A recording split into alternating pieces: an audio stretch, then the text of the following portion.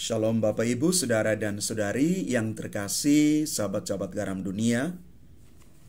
Mari sebelum kita merenungkan sabda Tuhan, kita membacakan teks Injil Yohanes, bab 4 ayat 5 sampai dengan 42. Sekali peristiwa sampailah Yesus ke sebuah kota di Samaria yang bernama Sikar, dekat tanah yang dahulu diberikan Yakub kepada anaknya Yusuf. Di situ terdapat sumur Yakub. Yesus sangat letih karena perjalanan. Sebab itu ia duduk di pinggir sumur itu. Hari kira-kira pukul 12. Datanglah seorang perempuan Samaria hendak menimba air. Kata Yesus kepadanya, "Berilah aku minum." Sebab murid-murid Yesus telah pergi ke kota membeli makanan. Kata perempuan Samaria itu kepadanya, "Masakan engkau seorang Yahudi minta minum kepadaku seorang Samaria?" Maklumlah, orang Yahudi tidak bergaul dengan orang Samaria.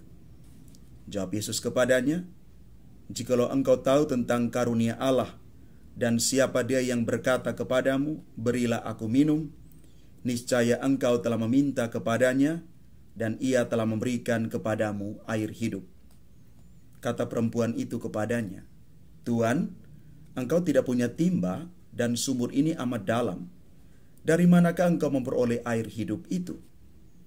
Adakah engkau lebih besar daripada bapa leluhur kami Yakub, yang memberikan sumur ini kepada kami, dan ia sendiri telah minum dari dalamnya, ia beserta anak-anak dan ternaknya?" Jawab Yesus kepadanya, "Siapa saja yang minum air ini, ia akan haus lagi. Tetapi siapa saja yang minum air yang akan aku berikan kepadanya, ia tidak akan haus untuk selama-lamanya. Sebaliknya air yang akan kuberikan kepadanya akan menjadi mata air di dalam dirinya yang terus-menerus memancar sampai pada hidup yang kekal." Kata perempuan itu kepadanya, "Tuan, berilah aku air itu supaya aku tidak haus dan tidak usah datang lagi ke sini untuk menimba air." Kata Yesus kepadanya, "Pergilah, panggillah suamimu dan datanglah ke sini." Kata perempuan itu, "Aku tidak mempunyai suami." Kata Yesus kepadanya, "Tepat katamu bahwa engkau tidak mempunyai suami, sebab engkau sudah mempunyai 5 suami, dan yang sekarang ada padamu pun bukanlah suamimu. Dalam hal ini engkau berkata benar." Kata perempuan itu kepada Yesus, "Tuan, saya kini tahu bahwa engkau seorang nabi. Nenek moyang kami menyembah di atas gunung ini, tetapi kalian katakan bahwa Yerusalemlah tempat orang menyembah." Kata Yesus kepadanya, "Percayalah kepadaku, hai perempuan. Saatnya akan tiba bahwa kamu akan menyembah Bapa bukan di gunung ini dan bukan juga di Yerusalem. Kamu menyembah apa yang tidak kamu kenal, kami menyembah apa yang kami kenal. Sebab keselamatan datang dari bangsa Yahudi. Tetapi saatnya akan datang, dan sudah tiba sekarang, bahwa para penyembah yang benar akan menyembah Bapa dalam roh dan kebenaran. Sebab Bapa mencari orang-orang yang menyembah Dia secara demikian. Allah itu roh, dan siapa saja menyembah Dia harus menyembahnya dalam roh dan kebenaran."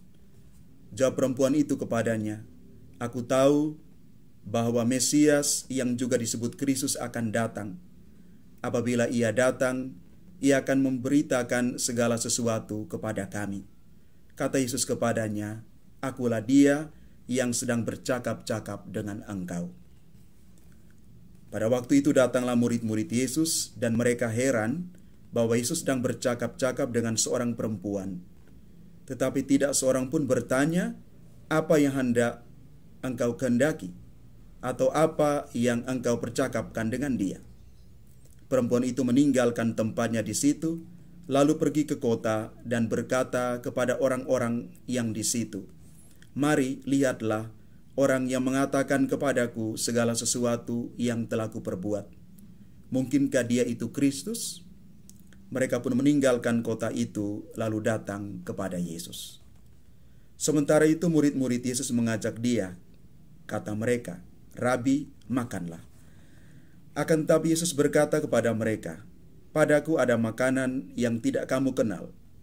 Maka murid-murid itu berkata satu sama lain, "Apakah ada orang yang telah membawa sesuatu kepadanya untuk dimakan?" Kata Yesus kepada mereka, "Makananku ialah melakukan kehendak Dia yang mengutus aku dan menyelesaikan pekerjaannya. Bukankah kamu mengatakan, 4 bulan lagi tibalah musim menuai? Tetapi aku berkata kepadamu, lihatlah sekelilingmu. Pandanglah ladang-ladang yang sudah menguning dan matang untuk dituai. Sekarang juga penuai telah menerima upahnya, dan ia mengumpulkan buah untuk hidup yang kekal, sehingga penabur dan penuai sama-sama bersuka cita. Sebab dalam hal ini benarlah peribahasa, yang seorang menabur dan yang lain menuai. Aku mengutus kamu untuk menuai apa yang tidak kamu usahakan. Orang-orang lain berusaha, dan kamu datang memetik hasil usaha mereka." Banyak orang Samaria dan kota itu percaya kepada Yesus karena perkataan perempuan itu yang bersaksi, "Ia mengatakan kepadaku segala sesuatu yang telah kuperbuat." Ketika orang-orang Samaria itu sampai kepada Yesus, mereka minta kepadanya supaya Yesus tinggal dengan mereka. Yesus pun tinggal di situ 2 hari lamanya. Karena perkataan Yesus, lebih banyak lagi orang yang percaya, dan mereka berkata kepada perempuan itu, "Kami percaya, tetapi bukan lagi karena apa yang engkau katakan, sebab kami sendiri telah mendengar Dia, dan kami tahu bahwa Dia benar-benar Juru Selamat dunia." Demikianlah sabda Tuhan. Terpujilah Kristus. Bapak, Ibu, Saudara, dan Saudari yang terkasih,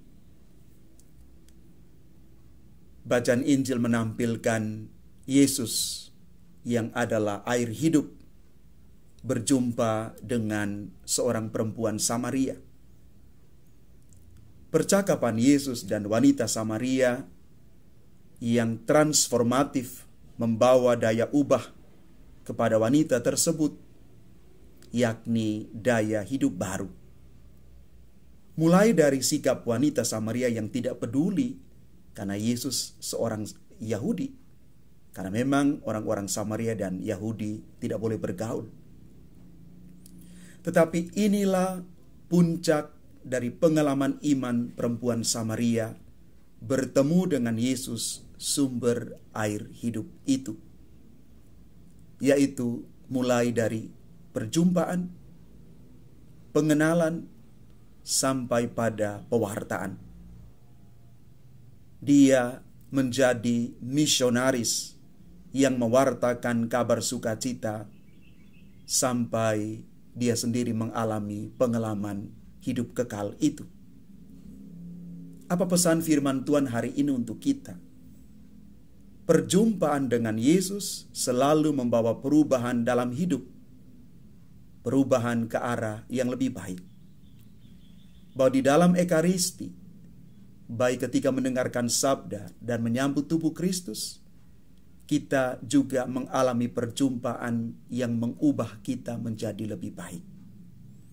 Di dalam doa, kita berbicara, kita bercakap-cakap dengan Tuhan, dan kita sungguh merasakan kasih-Nya.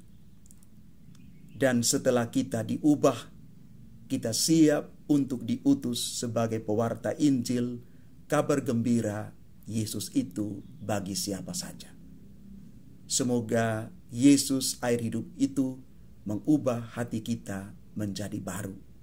Tuhan memberkati kita sekalian. Amin.